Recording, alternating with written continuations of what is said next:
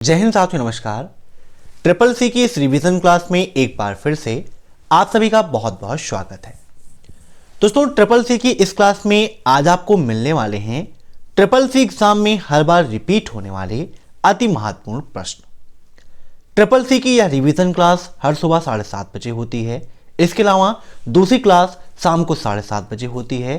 तो इन दोनों क्लासेस को आप अटेंड करिएगा और तैयार रहिएगा हमारे साथ ट्रिपल सी का मॉक टेस्ट देने के लिए। आपकी एग्जाम की तैयारी कितनी हुई है या फिर ट्रिपल सी एग्जाम की तैयारी अभी तक आपकी बिल्कुल भी नहीं हुई है, तो ट्रिपल सी की 1100 प्रश्नों की महामैराथन क्लास को आप जरूर देखिएगा।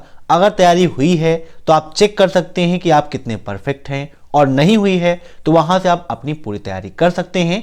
तो उस वीडियो को आप देखिएगा, और ट्रिपल सी की 2000 क्वेश्चंस की पीडीएफ की लिंक मैंने वीडियो के नीचे दे रखी है, वहां से आप उसे भी डाउनलोड कर सकते हैं। तो टाइम वेस्ट ना करते हुए चलिए शुरू करते हैं आज की क्लास, क्योंकि सीधी बात नो बकवास, यही है अभय एक्सेल की class. Let's begin in this topic.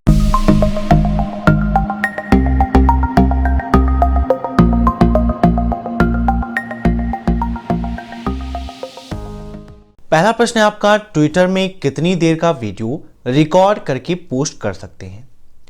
Triple C exam में ट्विटर से काफी सारे क्वेश्चंस पूछे जाते हैं। इससे संबंधित एक प्रश्न आपके एग्जाम में यह पूछा जाता है कि ट्विटर किसका उदाहरण है। तो ट्विटर आपका माइक्रो ब्लॉगिंग का उदाहरण है। किसका एग्जाम्पल है? माइक्रो ब्लॉगिंग का एग्जाम्पल है। अब यहां पर पूछा गया है कितनी देर का वीडियो हम रिकॉर्ड करके पोस्ट कर सकते हैं। तो ट्विटर पर 2 मिनट 20 सेकेंड, 2 मिनट 20 सेकेंड का मतलब कितना हो गया? 140 सेकेंड का वीडियो हम रिकॉर्ड करके पोस्ट कर सकते हैं। तो ऑप्शन थर्ड इज राइट। ठीक है। ट्विटर का सिंबल क्या है? यह क्वेश्चन भी ट्रिपल सी एग्जाम में कई बार पूछा गया है। तो लैरी बर्ड है ट्विटर का सिंबल। क्या होता है? Larry bird. अब नेक्स्ट, प्रेजेंटेशन में किसी स्लाइड के लिए कस्टम टाइमिंग सेट करने के लिए किस ऑप्शंस का उपयोग करते हैं? बताइए। जब आप लिब्रे ऑफिस इंप्रेस पढ़ रहे थे, मैंने चैप्टर 5 प्रेजेंटेशन में लिब्रे ऑफिस इंप्रेस आप सभी को पढ़ाया था। अगर आपने उस क्लास को मिस कर दिया है तो चैनल को विजिट कीजिए, वहां पर triple C complete course in Hindi की प्लेलिस्ट मिल जाएगी। वहां पर वो सारे वीडियोस आपको चैप्टर वाइज मिल जाएंगे। तो वहां पर मैंने आपको एक ऑप्शन बताया था रिहर्स टाइमिंग का, जिसके द्वारा आप अपनी स्लाइड के लिए टाइमिंग सेट कर सकते हैं। तो इसका राइट आंसर क्या होगा? Option third, rehearse timing. यह ऑप्शन कहां मिलता है? तो आइए लिब्रे ऑफिस इंप्रेस में आपको दिखाते हैं कि किस मेनू के अंतर्गत हमें रिहर्स टाइमिंग का ऑप्शन मिलता है। इसके अलावा इंप्रेस से जो और क्वेश्चंस आपके एग्जाम में पूछाते हैं वह भी मैं आपको एक्सप्लेन करके समझाऊंगा। लिब्रे ऑफिस इंप्रेस का बाय डिफॉल्ट एक्सटेंशन क्या होता है? यह क्वेश्चन ट्रिपल सी एग्जाम में काफी पूछा जाता है।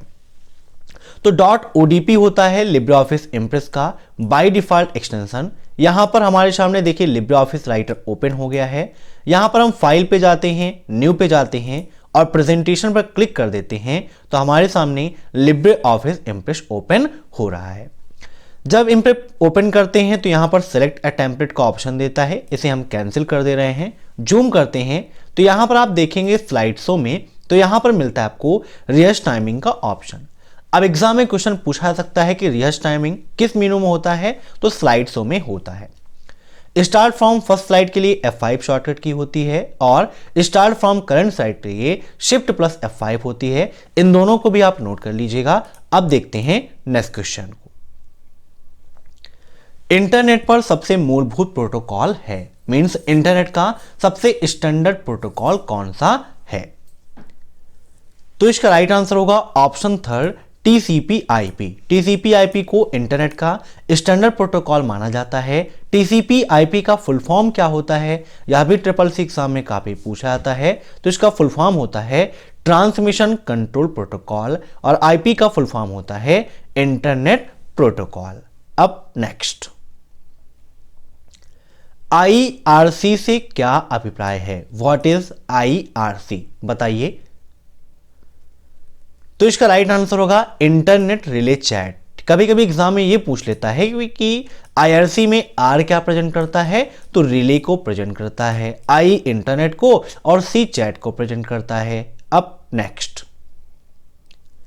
लिब्रे ऑफिस कैल्क में इक्वल सेलिंग 130,11 का मान कितना होगा। लिब्रे ऑफिस के फार्मूले से संबंधित एक वीडियो मैंने आपके लिए पोस्ट किया था, फार्मूला कैप्सूल के नाम से। वहां पर 40 मिनट के वीडियो में सभी फार्मूलों को एक्सप्लेन करके मैंने समझाया था, उसे भी आप जरूर देखिएगा। आइए विद प्रैक्टिकल यहां पर लिब्रे ऑफिस कैल्क में दिखाते हैं कि इसका आंसर क्या होगा और सेलिंग फार्मूला कैसे वर्क करता है। सेलिंग फार्मूला क्या करता है, हमें इंक्रीज करके वैल्यू देता है। अब यहां पर हमारा क्वेश्चन था इक्वल सेलिंग 130,11। अब 130 से पूरी तरह से डिवाइड नहीं होगा, तो यहां पर इसका राइट आंसर आ जाएगा 132। कैसे होता है देखिए, 130 डिवाइड बाई 11, हमारा जो भागफल है वो कितना आता है 11। तो 11 में हमें इंक्रीज कर देना है एक, तो कितना हो जाएगा 12 हो जाएगा। जो भी भागफल आएगा इसका राउंड फिगर निकालेंगे और हम उसमें एक इंक्रीज कर देंगे, तो 11 इसका राउंड फिगर हो गया और एक जोड़ देंगे 12 हो गया। अब आप 12 में मल्टीप्लाई कर दीजिए, जिससे भाग देना था। किससे भाग देना था 11 से, तो 12 में 11 का गुणा होगा, तो राइट आंसर 132 आएगा। इस ट्रिक से आप सेलिंग फार्मूले को सॉल्व कर सकते हैं। Option third is right. अब नेक्स्ट, निम्न में से किस बैंक की शाखाएं अधिक हैं। ऐसी कौन सी बैंक है जिसकी शाखाएं पूरे देश में सर्वाधिक हैं, बताइए। तो इसका राइट आंसर होगा ऑप्शन फर्स्ट एसबीआई। एसबीआई की शाखाएं सबसे ज्यादा हैं। एसबीआई का फुल फॉर्म क्या होता है, तो स्टेट बैंक ऑफ इंडिया होता है। कभी कभी पूछ भी लेता है एसबीआई का फुल फॉर्म क्या है, तो state bank of India. RBI का फुल फॉर्म क्या है, reserve bank of India. PNB का फुल फॉर्म क्या है, पंजाब नेशनल बैंक। और बीओबी का full form bank of Baroda. अब नेक्स्ट, आधार सीडिंग से क्या अभिप्राय है, बताइए।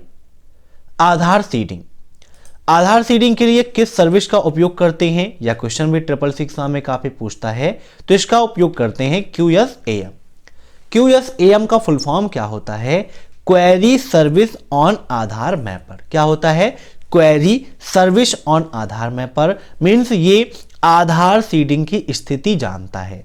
क्वेश्चन 666 एग्जाम में पूछा जाता है कि आधार सीडिंग की स्थिति जानने के लिए हम किसका उपयोग करते हैं, तो QSAM का उपयोग करते हैं। यह चेक करता है कि हमारा आधार कार्ड हमारे बैंक अकाउंट से लिंक है या फिर नहीं। तो इसका राइट आंसर क्या होगा, ऑप्शन फर्स्ट, आधार कार्ड को बैंक खाते से जोड़ना या इसकी स्थिति को चेक करना।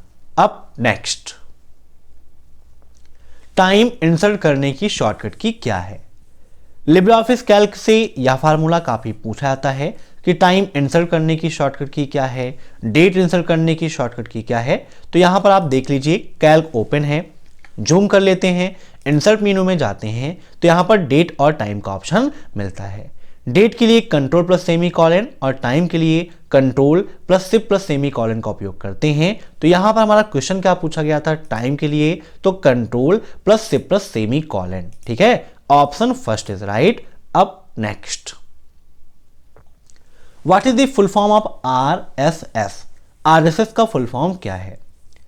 अब यहां पर ये RSS राष्ट्रीय स्वयंसेवक संघ नहीं है, यहां पर कंप्यूटर की भाषा में आपको RSS का फुल फॉर्म बताना है। तो यहां पर RSS का फुल फॉर्म होगा rally simple syndication. Option first is right. काफी इंपॉर्टेंट क्वेश्चन है और 666 में काफी रिपीट भी हुआ है। अब नेक्स्ट, QR कोड का प्रयोग सबसे पहले कहां हुआ, मीन्स किस देश में QR कोड का उपयोग सबसे पहले किया गया। QR का फुल फॉर्म क्या है, क्विक रिस्पॉन्स कोड होता है और इसका प्रयोग सबसे पहले कहां हुआ, तो जापान में हुआ था, ठीक है। याद रखिएगा, टोयोटा नामक कंपनी में सबसे पहले इसका उपयोग किया गया था। क्वेश्चन में 666 में पूछा जाता है कि QR कोड का उपयोग सबसे पहले किस कंपनी में किया गया, तो टोयोटा नामक कंपनी में किया गया। और QR कोड को किसने डेवलप किया, तो डेंसो वेब ने डेवलप किया। किसने, डेंसो वेब ने, जिसका फुल फॉर्म होता है क्विक रिस्पॉन्स कोड। अब next, CVV stand for. CVV का फुल फॉर्म क्या है, बताइए।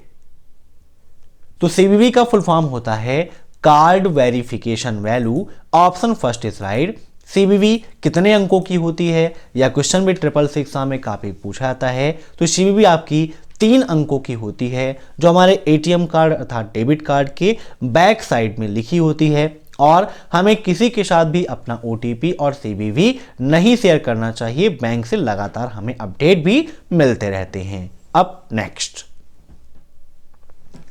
IMAP प्रोटोकॉल के लिए पोर्ट संख्या कितनी होती है? IMAP प्रोटोकॉल किससे संबंधित है? तो मेल से संबंधित है। इसका फुल फॉर्म होता है इंटरनेट मैसेज एक्सेस प्रोटोकॉल, और इसके लिए पोर्ट संख्या कितनी होती है? तो इसका राइट आंसर होगा ऑप्शन सेकेंड 143। ठीक है।